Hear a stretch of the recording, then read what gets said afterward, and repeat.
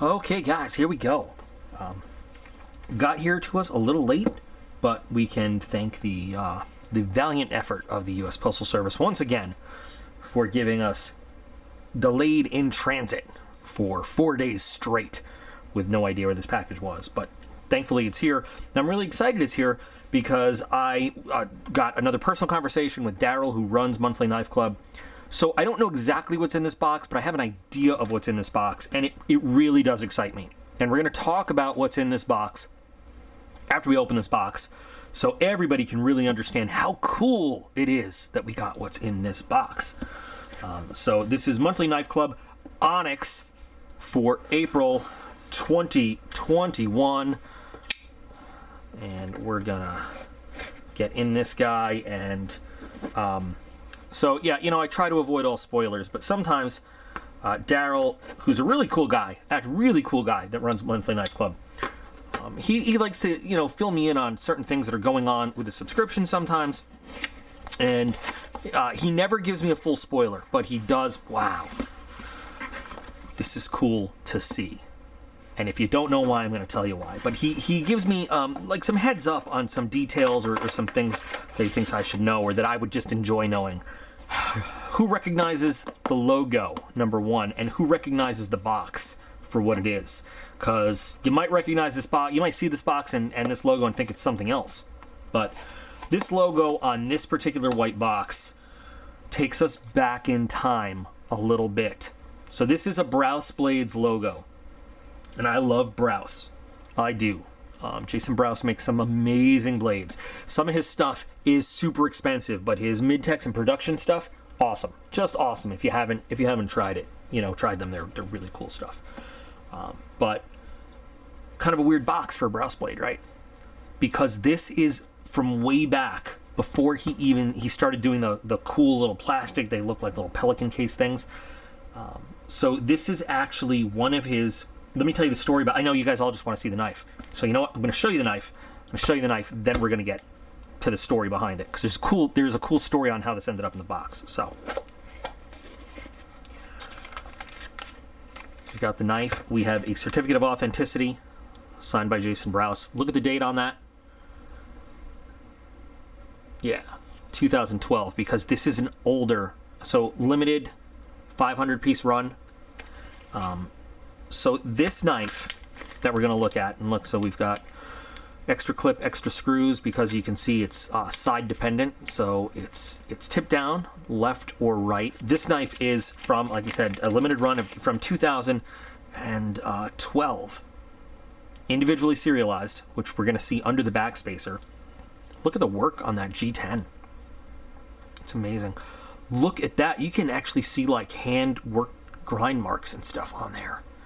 Amazing. Like the Brous blades subtly etched into there. All steel work. Awesome. So what is the name of this particular knife? I don't know. I gotta look it up. The Threat Folder. So this was like the second or third folding model that Brous ever put out. And Jason Brous, the man himself, has had really good experiences working with Monthly Knife Club. So he actually contacted Monthly Knife Club and said, look, I found some of these in a box, in a warehouse, in the Ark of the Covenant, whatever it happens to be, and offered them to Daryl at Monthly Knife Club.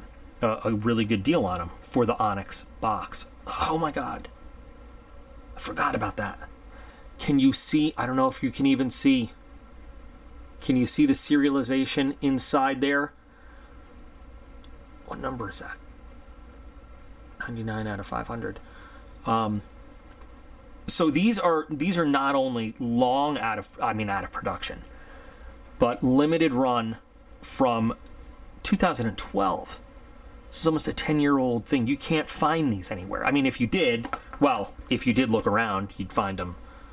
You probably can. Obviously, you can find them somewhere. But I mean, these are one of the. I think it's really like the second or third model that Brous Blades as a mid-tech / production element put out.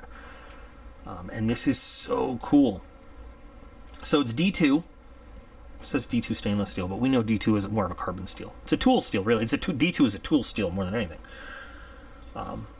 Beautiful work on the G10 scales.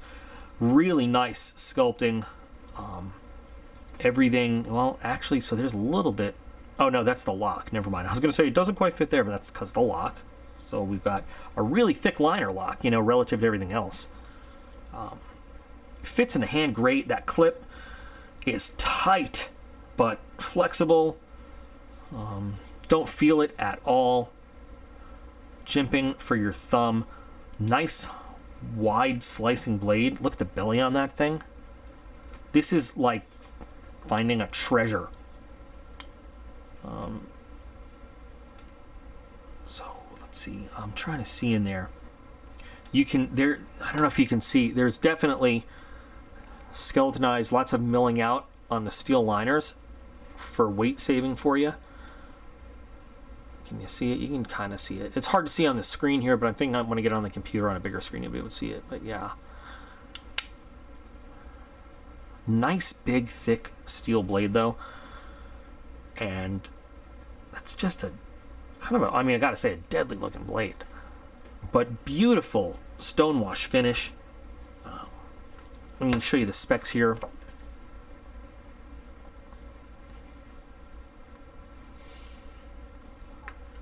So again, price of the box, $119. Total value, find it somewhere online. And again, they do the search. They don't just give you an MSRP. So if you go look for this online, it's between $199 and $233.10. Awesome value this month. But the whole thing of getting a blade that's just, I mean, I haven't tried to look for it, but this is like a piece of almost knife history, because it's just, Brous is such a good designer, such a great maker, and to have one of these older pieces in your collection, I don't know how many of these were scrounged up for the Onyx plan. I don't know if there's extra. I don't know if every single one that he had to offer up went out. I don't know. But how cool is this, man? And that pattern is really grippy too. I mean, 6.2 ounces, a lot of people are going to say is a very heavy knife. And 6.2 ounces, admittedly, for EDC, is kind of a heavy knife. It carries the weight really well, though. I really like it. What does it say for blade length? 3.5. Okay, so that is within legal limits, or just at legal limits for a lot of places. There's some places that, you know, it's 3 and under. But it doesn't even look like, you know, because it's the height. I said width before, but you know what I mean. The height of that blade relative to length. It doesn't even look that long. It's got such a nice profile, and you know, markingless blade, sterile blade. Just all you see there is that beautiful stonewash on it. You don't see anything else to mess up that profile. You know, the bevel is done so nice. It even looks like that was hand done, I gotta say, you know. Perfectly centered right out of the box. You know what? Now look at this. Now if this was like a standard production run knife, I might say like, oh, look. Uneven there, but knowing that this kind of stuff was hand done back then. And you've got those grind lines, which I like, which gives it character. I love it. No, again, knowing that this didn't come off a big assembly line where we expect constant QA, where every piece is the same. It's an individually numbered, you know, hand-finished piece. This is awesome. This is so awesome.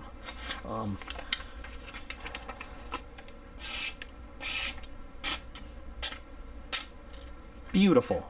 A little curly Q. Beautiful piece for this month in Onyx. And I love Onyx. I mean, first of all, the dude that runs it, like I said, I had a long conversation. I respect him, and I understand that he's not in the market to, like, I don't personally talk to the showrunners, we'll say, of a lot of these different subscriptions. Some I do, but he really just wants to put out a good product. I mean it. Like, that's one of the reasons I really enjoy this particular subscription. Number 2, and I say this every time, and I'm going to say it again. For those looking to just add good quality pieces, and you know, you're not sure, you're new to it, to the knife community, to collecting, but you know you want to build a collection with good quality pieces, you know, quality over quantity, this is a great subscription to do it with. That's why I love getting it every month. It's so cool. And like, if you were a newer collector and then you add something like this to your collection, you've now got a piece that, you know, you're 1 out of 500. Awesome. Awesome.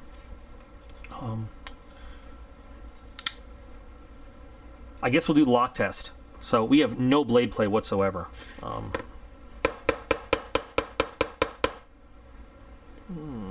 I've had the most minute little blade travel, but no stickiness. We are still perfectly centered. No blade play. No, I guess we didn't travel at all. Yeah, it needs to break it. I mean, think about it. It's been sitting around, you know, in a warehouse, or Atlantis or wherever for, you know, almost 10 years. Here's another thing that I want to point out. So this is D2. This is D2. That a lot of the haters always point to. They're like, oh well, I don't want it. It's gonna rust and blah blah blah blah blah. Look at the condition of that steel. I love D2 because of its properties, because of its toughness and its edge retention. And this is proof right here that if you take care of your D2 and you store it properly, you don't have anything to worry about. Do you think they were pulling this thing out and rubbing it down and oiling it, you know, once a week for, what, 9 years? No, I doubt it. This thing is beautiful. Beautiful. I can see how some people will look at it and say it's got a little bit of a industrial kind of look, a little, you know, a little less artistic, a little bit piggish, uglyish. I can see how some people would say that, but then again, they're the same people, you know, people say that about the A10, and that's one of those beautiful airplanes in the sky. I love this knife. I love this knife. I think just the subtle lines on the blade are gorgeous. The grip is great. I am so thrilled. I am so happy that I get this box, especially this month. This is awesome. And so, you know, there's a kind of a lower end line of Brous that is kind of done overseas, and you do see white boxes similar to this. This is not, I always want to point out, this is not one of those. This is how Brous started before he got the fancy boxes. So this is not that, like a cheaper version. This is just how they started. And yeah, as this blade breaks in, it just feels so solid in your hand. I love it. I love it. Oh. I kind of want to see what Dave can do with this on the KME, but at the same time, I don't want to mess with it because it's, you know, right out of the box. Beautiful. So, yeah, as always, I got a link to Monthly Knife Club in the video description. You can check out all of their different subscription levels. I personally love the Onyx. That's me. That's my speed. That's my favorite flavor. But they have all different ones at all different price levels for you to check out. Or, you know, just keep watching videos for a while before you pull the trigger on it and see how you feel about it. But this is absolutely one of my favorite times of the month. And I get so angry at the post office when I see it's shipped out and then it in transit on time, and then I know when I see it say in transit on time, the next status update is going to be in transit delayed for days and days for no adequately explained reason. I just get so thrilled when I know it's coming. So, Threat Folder by Brous, beautiful, number 99 out of 500. Awesome, beautiful knife. I know we've got some other subscribers to this subscription in the comments in YouTube. Love to know what you think of the knife this month, and of course everybody else. You know, what do you guys think of this knife? You can comment on this knife or Brous blades in general or whatever, because I always want to hear what all you guys have to say, because all of you are absolutely awesome. I appreciate every single one of you, and I'll be back again real soon.